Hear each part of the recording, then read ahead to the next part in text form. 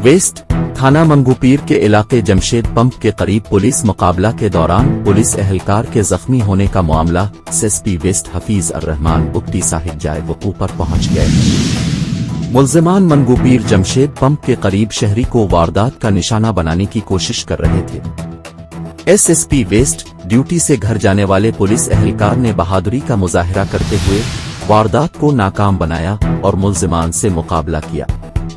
SSP Hafeez अर्रहमान Bukti दो तरफा firing के दौरान पुलिस कांस्टेबल गुलाम हुसैन वलद फिदा हुसैन बाजू पर गोली लगने से जख्मी हुआ, जबकि पुलिस एहलकार की जवाबी फायरिंग से एक मुल्जिम भी जख्मी हुआ। एक जख्मी समेत दोनों मुल्जिमान मोटरसाइकिल, मैगजीन और एमुनिशन छोड़कर फरार हुए गए हैं। फरार मुल्जिमान की मोटरसाइकिल को कब्जा पुलिस में ले लिया गया है। मौका से मजीद तफसीलात हासिल की जा रही है। एसएसपी वेस्ट हफीज अर्रहमान बुक्टी खुद मौके पर मौजूद हैं। इलाके को कार्डन करके फरार मुल्जिमान की तलाश जारी है। जख्मी एहलकार को फौरी तिब्बी इमदाद के लिए अस्पताल मुंतकिल कर दिया गया है। ज़ाब्ते की कार्रवाई अमल में लाई जा रही है। तर्जुमान एसएसपी जिला वेस्ट।